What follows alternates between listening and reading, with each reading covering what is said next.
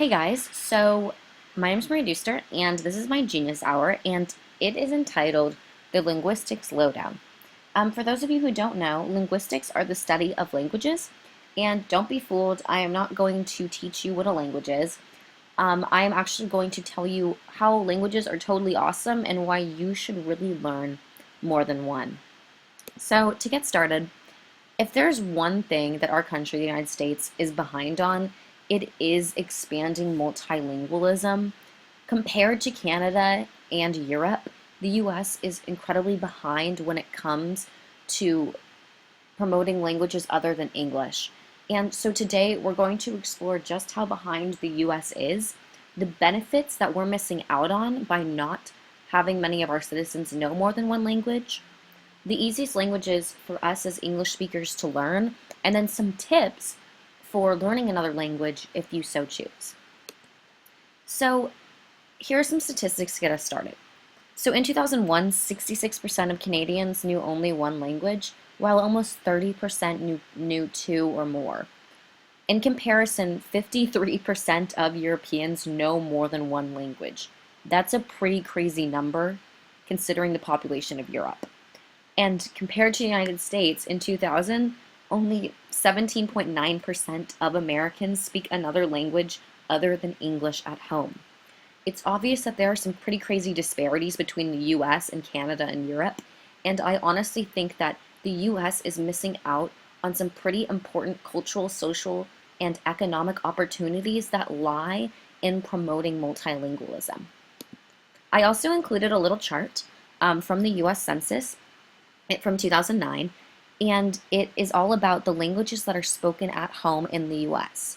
If you look in the left column, they give you a number of the total amount of homes surveyed, or people, and it's about 285 million. Right now, there's over 300 million people in the US, and this only goes to show that these numbers have probably only increased. Right under that number is the number of people who only speak English in homes, and those numbers are pretty close. And that's a little scary because right under it is the number of Spanish speakers, and that's only 35 million. And though that's a significant amount, it's nowhere near as many as the people who only speak English. And the fact that this many people in the US only speak English means that they aren't bilingual at all. That's all they speak.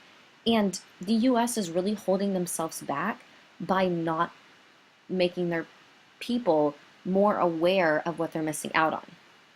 So what are they missing out on? Well, some benefits of bilingualism include improved test scores, the ability to think divergently, achievement in their first language as well as their second, more positive attitudes towards the speaker of that language, the second language, and also a bigger awareness of the culture and a deeper appreciation of it, of that second language. They also have higher skills with grammatical judgment, correction tasks, and word recognition. And another awesome thing is increased job opportunities.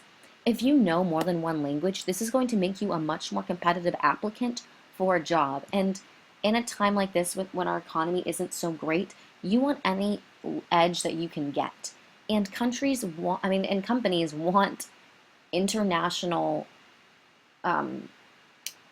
relationships with people, and if you can be that link, that's going to make you a much better choice for a job than somebody who doesn't know a language other than English. So the 10 easiest languages for English speakers to learn are Afrikaans, French, Spanish, Dutch, Norwegian, Portuguese, Swedish, Italian, Esperanto, and Frisian. The reason that these languages are the easiest for us to learn is because they are structured very similarly to the English language, or the language in and of itself is incredibly simple to understand and grasp. So if you are going to learn another language, I recommend one of these at least to start with to be able to kind of get a footing. So getting started. So first, of course, pick a language, and then figure out what method of learning best suits you, and keep a budget in mind because not all language software is free. Then start with the 100 most common words. Many people have trouble having just simple conversations in a language because they're learning the wrong things. Simple words help you a lot more than really random complex phrases. Also, find someone you can practice conversing with. Being able to talk to someone in a language is pretty much the reason we learn languages, so make sure that you have at least someone who can help you in this regard. And finally, perfect your pronunciation. If you can't pronounce words correctly, you're going to have a really hard time communicating with people, and the point of learning a language is to be able to communicate with people, so that might get a little bit tricky for you.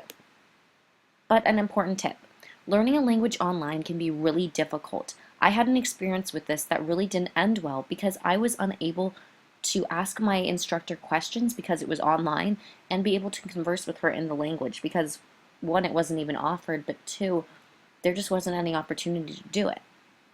So be mindful of this if you are going to try to learn a new language. So then one last benefit of learning another language is that you are helping cultures survive.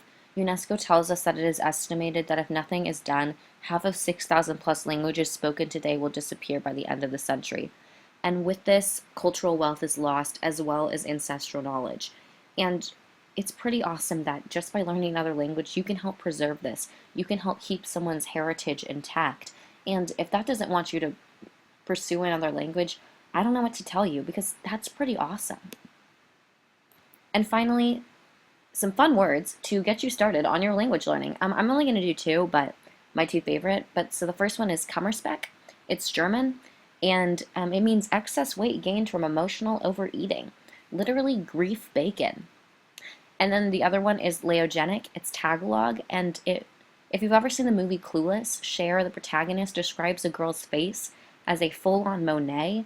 From far away, it's okay, but up close, it's a big old mess. And apparently, that is exactly what this word means.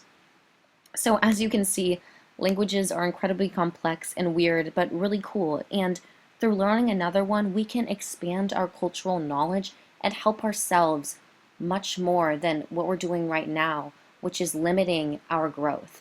So I really do hope that you guys do take into deep consideration learning a new language past high school and really reveling in how great it is.